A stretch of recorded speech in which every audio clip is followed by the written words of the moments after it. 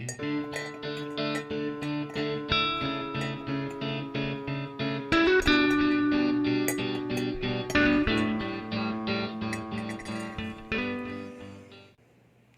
Book 2, happy December. How's your month going so far? So, I look weird right now. I mean, extra weird than usual because I just came from an overnight shift.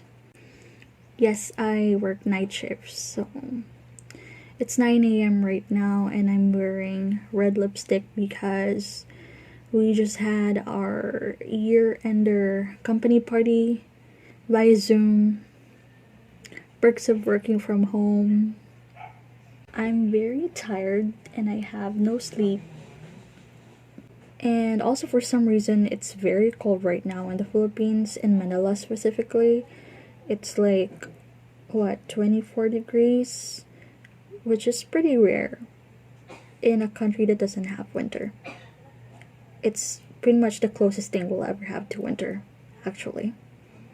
So I had my coffee and I thought that since I just recently finished Someone Who Will Love You in All Your Damaged Glory, I thought it'll be a good time to move on to my next book for the month of December, which is Ocean Vuong's On Earth We're Briefly Gorgeous. I am actually pretty scared of this book because I think I would not be exaggerating when I say that this is the book that I have the highest expectations of out of every book on my reading list this entire year. I mean, it's very hard not to hope when this is being hyped up by pretty much every booktuber that I watch. But yeah, I'm predicting it's gonna be a 5-star read. I hope I'm not setting myself up, but it's what my gut feel is telling me, right? The title is telling me that it's gonna be great. It's gonna be poetic and lyrical and lush and magnificent and just. Right, okay, so I'll stop procrastinating now. I'm gonna go ahead and start reading this.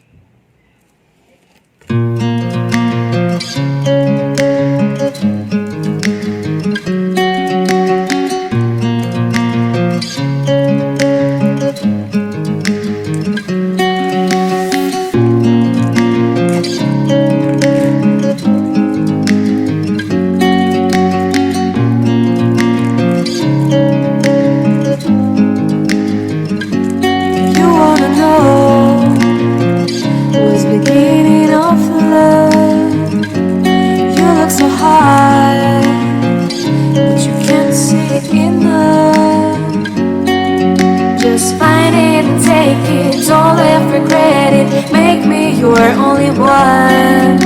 You choose it, don't lose it, don't let confuse it. Only then you begun. Feel like that. Feel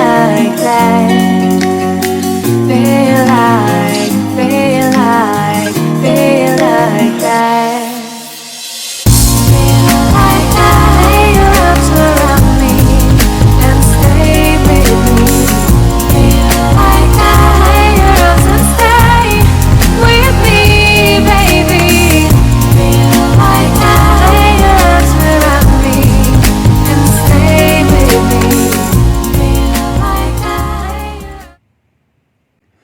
112 pages in on Earth We're Briefly Gorgeous, and this is what truly puzzles me the most about this book, alright? Listen. How can a book this short contain such a multitude of themes that are so diverse and difficult and devastating and still manage to progress seamlessly, organically, sincerely? How? Like, do you understand how much literary fluidity or dexterity it takes in order to pull off all the topics and themes that it has been trying to maneuver and juggle so far. Incredible. For context, in the last 112 pages that I've been through so far, it has managed to cover interracial identities, of course, racism, bullying, war trauma and post-traumatic stress disorder, violence against women, child abuse, immigration employment issues, sexuality, mental health issues, and it managed to do all of that in the most lyrical, haunting, poetic, and heartbreaking way that you could ever think of. And we're only halfway through?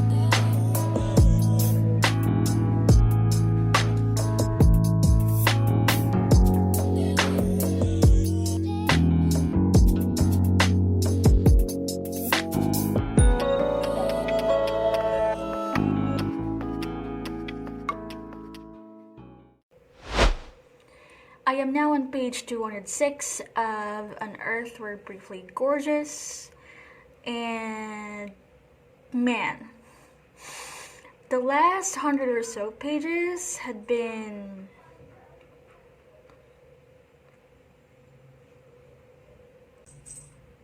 Look, do you see how thin this book is?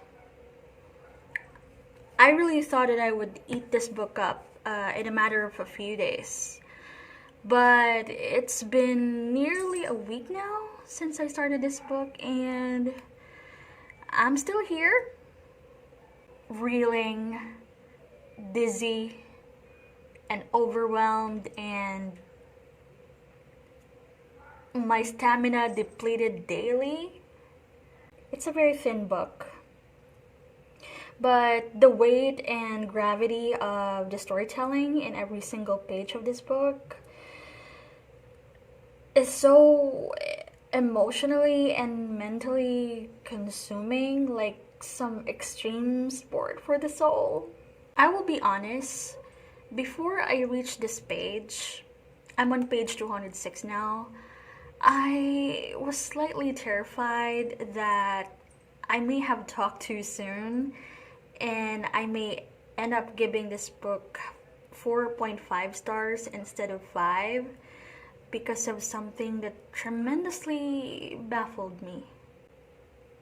It still somewhat baffles me, I'm not gonna lie. But at least at this point, I have already gained some sense of clarity. I don't know, some sense of enlightenment that the core of my confusion isn't because of the book's fault or shortcoming.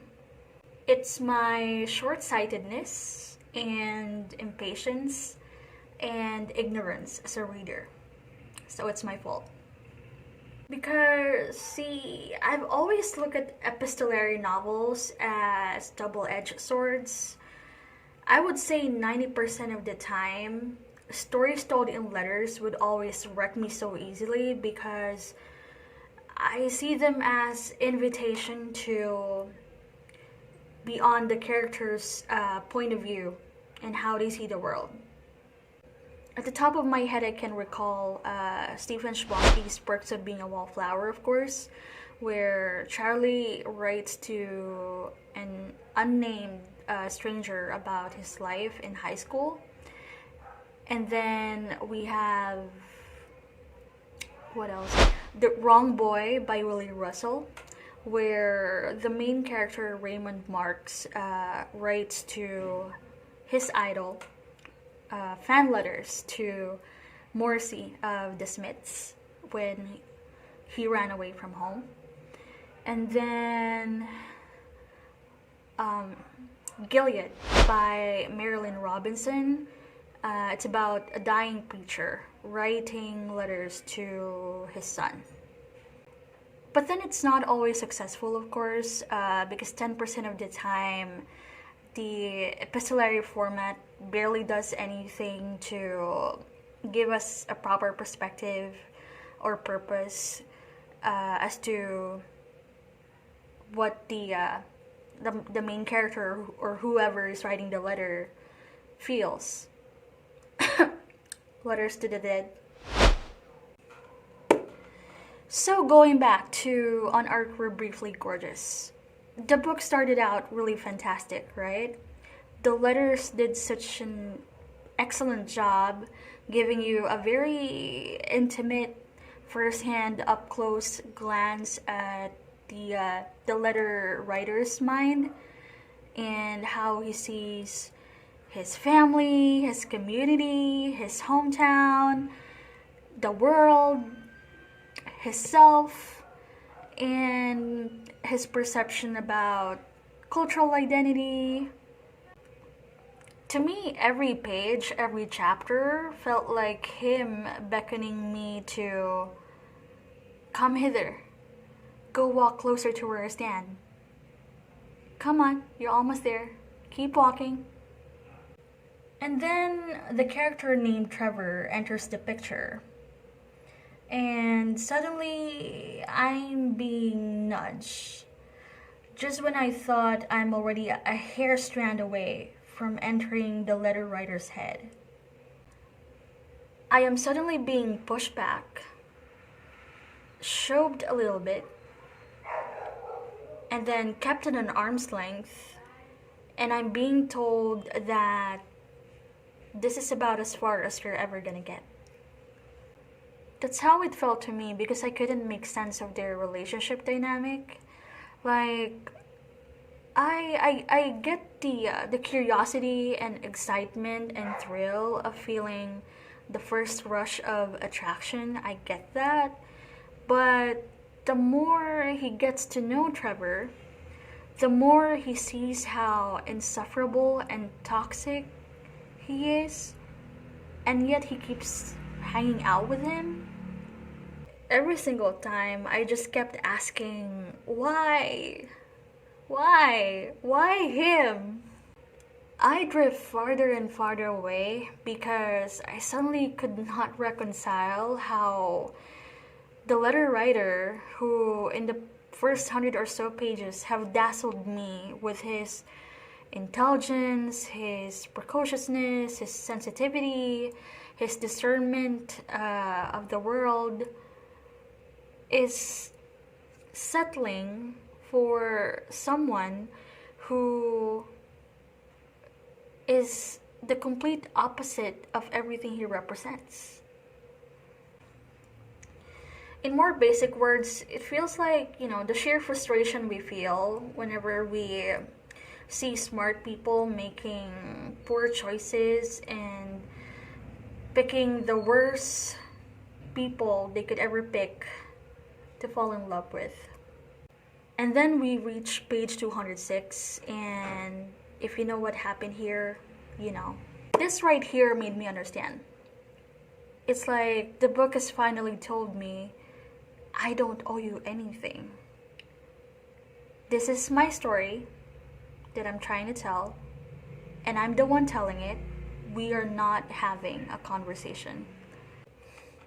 It made me understand that it has no responsibility or obligation to earn my sympathy, my understanding, or agreement, or validation.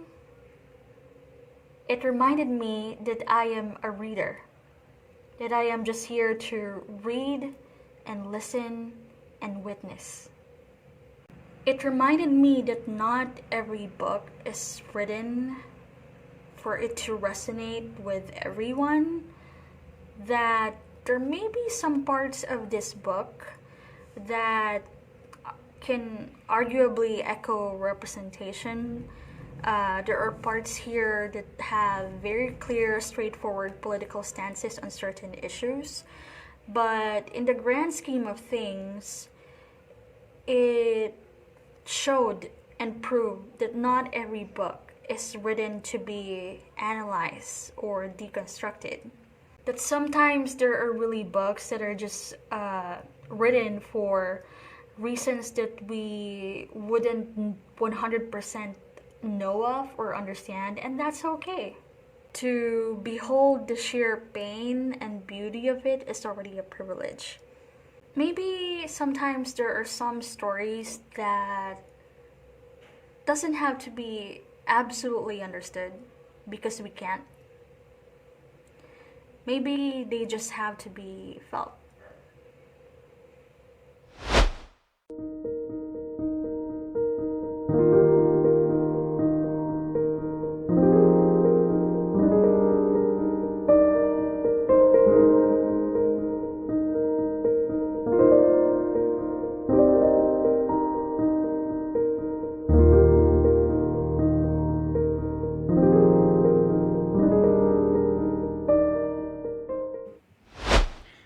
There are books that you immediately and questionably want to give 5 stars to.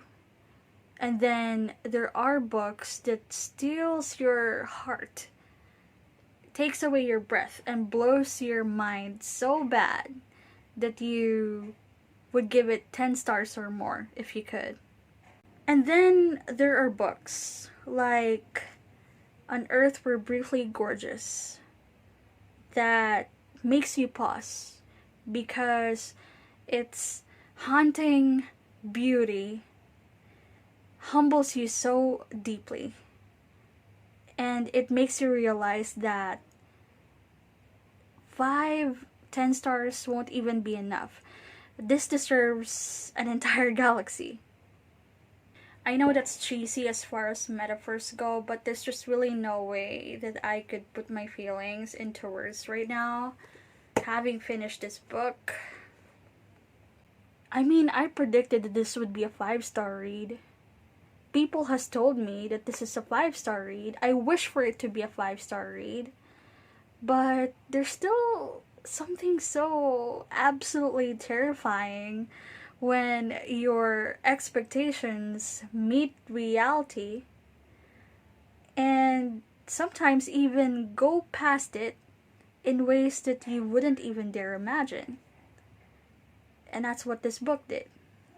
As a reader, I feel like my heart is bursting at the seams because I am so generously spoon fed with such gracious servings of elegant and exquisite storytelling.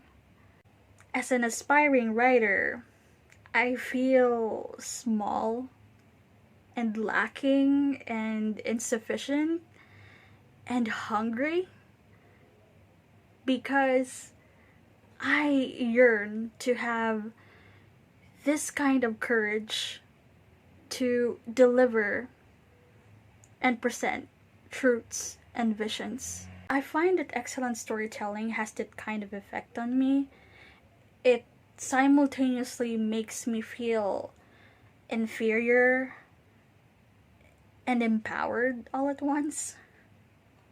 So, yep, that's a wrap. I was able to finish On Earth We're Briefly Gorgeous by Ocean Vuong.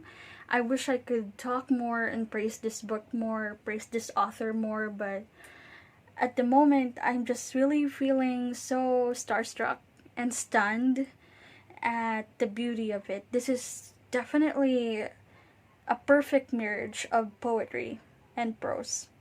Ocean Vuong is so talented, and the way he weaves words is just so magical.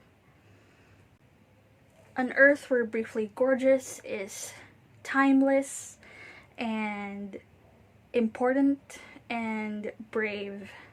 So, so brave. And I'm gonna be thinking about it for a long, long time. Thank you so much for watching, and see you on my next video.